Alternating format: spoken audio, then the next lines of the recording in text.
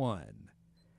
Back on the program This Week in America, our guest is Laura Taxel. She is a food writer, has been for 26 years. She's been writing about food and increasingly topics related to civic agriculture and sustainability. In addition to her monthly columns and features for several publications, she is currently the editor-in-chief of one of the first magazines dedicated to regional food production. She's on to talk about a national project, Green Tables. This is a project that the function of the process is to help all of us better understand the link between rural and urban farms and their tables. And Laura, I'm going to have you, the name of your organization, this is French, and I was explaining before we did the program, I made a wise choice in school. I decided to take Latin, which is very practical, and skipped on the French. Edam d'Escoffier am I close to the name of the organization? Let's go with it. Okay, that's good. That's the organization that Laura is part of, teaming up with the National Gardening Association. That I can say with no trouble. And I want to just start off by, first of all, thank you for being with us. You are moving today, and I understand all of the hassles that goes into moving, and you were able to find the telephone when it rang and joining us on the program and This Week in America, and we thank you for that. Well, I'm thrilled to be here, and it's nice to take a break from unpacking boxes and talk about something I'm so excited about. Well, this really is an interesting project because it was pointed out in one of the press releases, and when you stop and think about it, you got a whole group of kids in cities growing up, and they think that milk just comes in a carton, that you get salad in a bag, and that is it. It's got to be an exciting project where you're actually working with kids in schools. A number of the projects around the country are, in showing them that link between how these foods get to the grocery store, get to the table, and explaining that to them. It has to be exciting. It's fascinating, and I wish it was just children who needed this education, but a lot of people do. We've become a country dominated by agribusiness, and we get our food in plastic bags and cans and containers, and it's easy to forget that the food has to be grown somewhere, the animals have to be raised, and that how that's done not only affects the quality of the food and its taste, it also affects it nutritionally, and in the bigger picture, it affects the kind of country we live in, how much green space there is, how much family farms can survive instead of the large corporate kinds of operations. So there's a lot of implications about eating sustainably, and our organization, which is a national group of women in the food professions, women leaders, women of high achievement, has decided to focus all of our philanthropy and our educational efforts on that. And there are projects going on with these chapters all across the country. You can get more information at the website, greentables.org, or you can log on to thisweekinamerica.us, and we can link you up with that.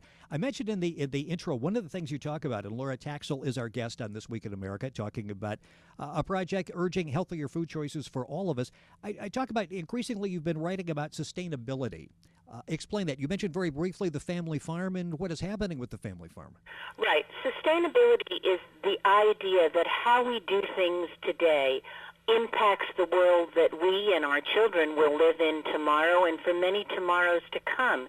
If you do things stupidly, like pour a lot of poisons in the soil, soon the soil can't produce food anymore. It becomes toxic.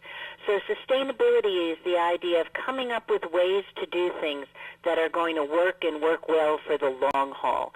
And when it comes to food, that means looking at how it's grown, where it comes from, who does it, and what they do to be successful at it. And when the practices are what we call environmentally friendly, you're not only getting fabulous, delicious things to eat, but you protect the people and the planet. That's what sustainability is. And what is interesting, too, and you see this when people, I mentioned the salads. You get a salad in a bag. Well, the salad in the bag, in most cases, is shot with all types of preservatives, so the shelf life, it goes on for a long time. It can be there, and everybody can make money with it. When you start getting, like, real honest-to-goodness fresh lettuce and vegetables, there's a world of difference.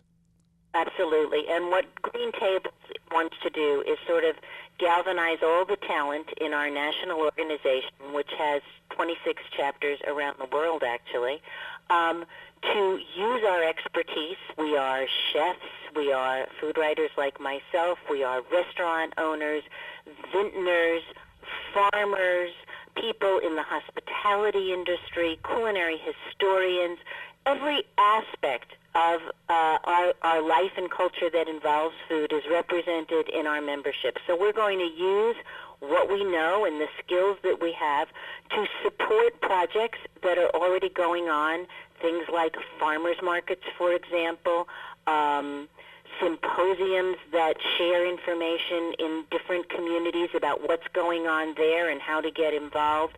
We're going to be working on gardens with school children.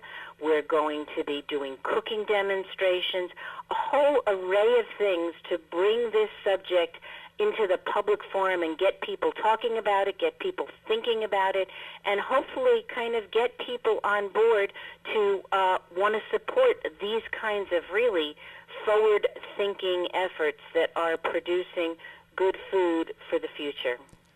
When you look at organic food, I was reading a statistic, and I wondered if it's nice to talk about, but just how prevalent are the sales of organic food? And I was reading in 1990, it was like a $1 billion a year business.